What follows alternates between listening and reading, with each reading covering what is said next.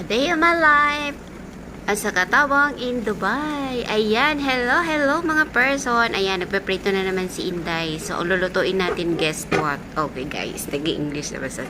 Bago ang lahat guys, kumusta kayo mga person? Today's video. Joke lang.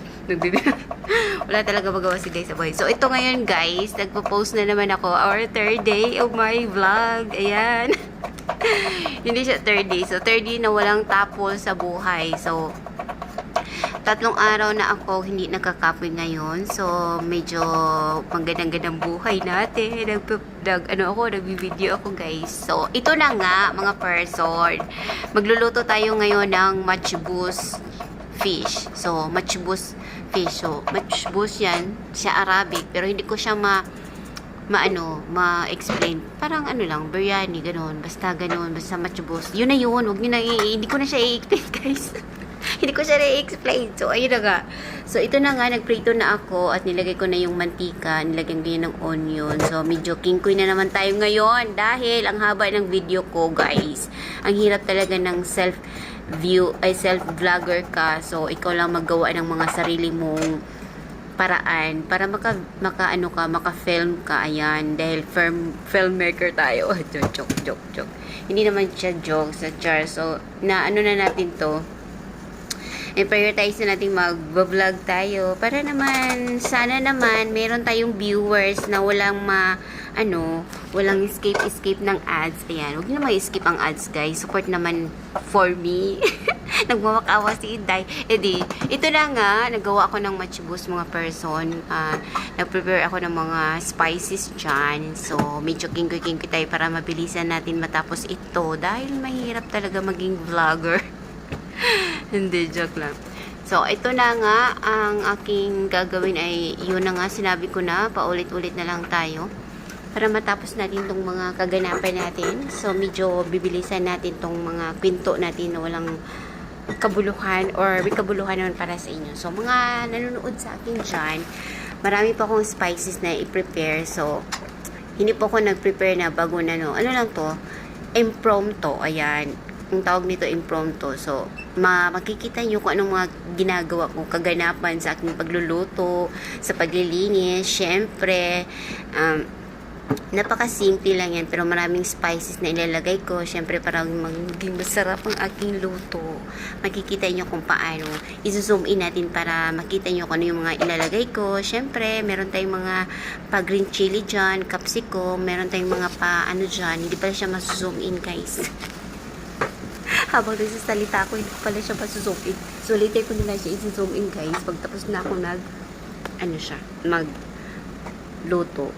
Or, tapos na ako mag-voice over. Ayan, nag-voice over na naman tayo, diba? Dahil, yun nga, hindi ko pa siya mahawakan ng aking camera at magsasalita ako. Ay, video ko ang aking mga gaganapan sa buhay.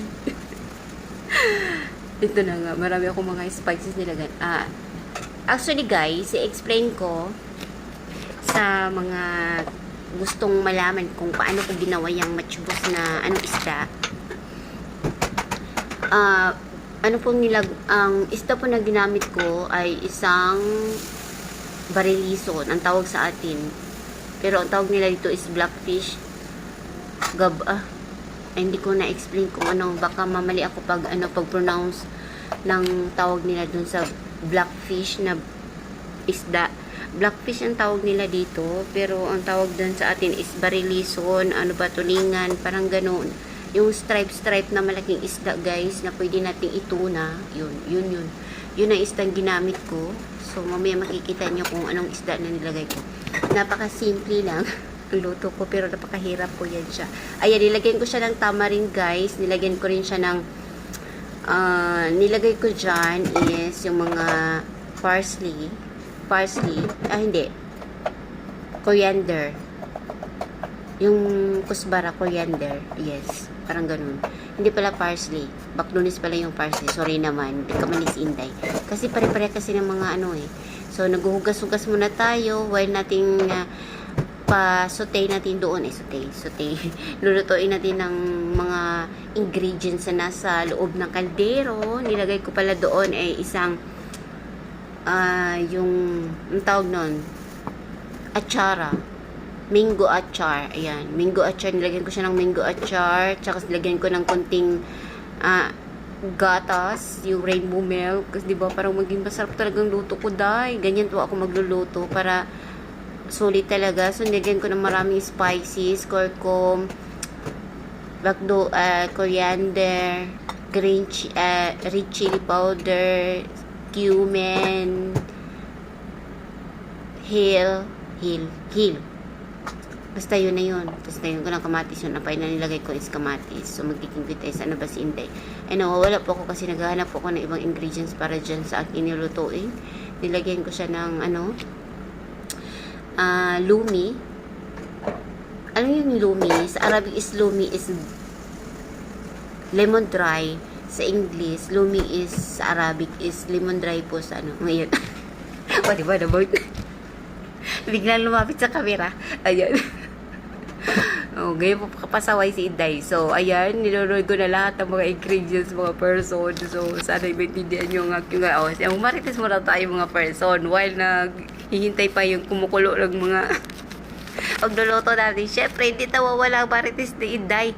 So, ayan, marites muna si Inday check mo na sa kanyang account. Tapos, ayan, check mo na siya, marites pa siya kasi updated tayo sa mga kaganapan sa buhay natin. Ganito lang po ang buhay ko dito sa kusina, nagluluto, maglilinis. Syempre linisin natin mga person. Yung mga nilalagay ko, nahugasan po yung lahat kasi alam niyo naman, napaka-arte po ng mga amo ko. Kailangan talaga malinis kasi kapag nagsasakit sila, ako ang bubutahin. Ayan, maghugas mo na ng plato si Inday. Wala naman kasi magawa sa buhay niya. Dahil malapit na tayong matatapos nito dahil kunting sandali na lang pag matapos na yung luto ko.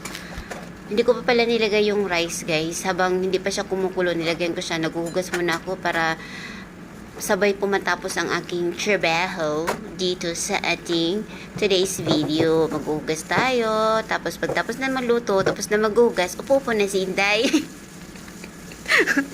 Wala talaga magawa sa buhay niya. So, ayun talaga. So, ito na nga.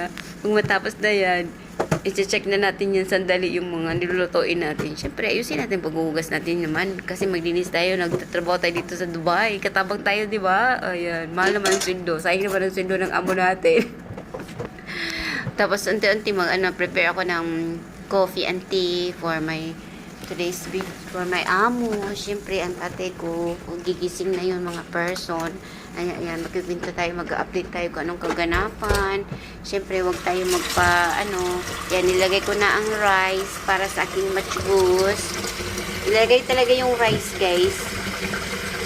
By the way, sa mga hindi pa nakakaalam, yung rice pala, nasusok po siya sa tubig ng 30 minutes. 30 minutes po ang pagsuk ng rice dito bago ilagay dun sa kung ano man nilulutuin mo pa, kuluan man. Kasi yung ang kanin nila dito, guys, ang rice nila is pakuluan bago iluto naman na ulit. Ayan. So, timpla-timpla na rin. Timpla-timpla na din. So, masarap ba? Wala kasing salt. Ang lasa ay parang maparat, pero hindi ko alam na intindihan. Basta yun na yun. Ayan, mayroon akong color. Ayan, kapatid ko, tumatawag siya. Sobrang disturbo siya sa buhay ko.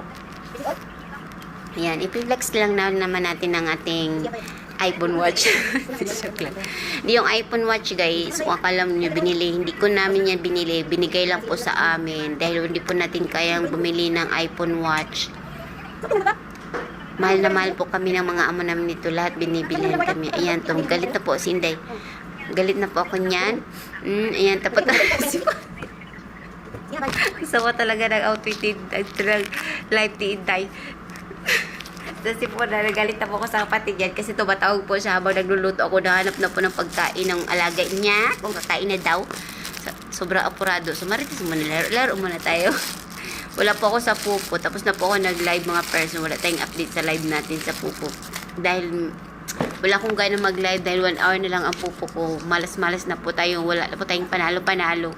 Hindi ko na alam kung bakit ganoon. Malas na po ako ng 2 weeks na po ako malas. Ayoko na talaga sa pupo. Ubus na pera ko. Ayan. So, ganoon na nga. Magsa-silent muna tayo.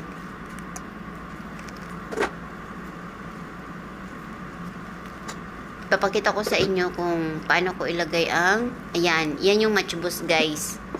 So, hindi siya masyado na ano, kasi nakita yung smoke. Sobrang smoke kasi siya. Ayan, yun yung isda. Nakita yung isda, masarap yan guys. So, sobrang anghang. Ayan, takpan natin, taklopin, lagyan natin ng alumino, tapos ilagay natin sa ita-transfer natin. Tapos, yun na yun. At the end time, thank you for watching. Salamat guys. Sana ay natindihan nyo ang aking mga gawain. Ayun na yun.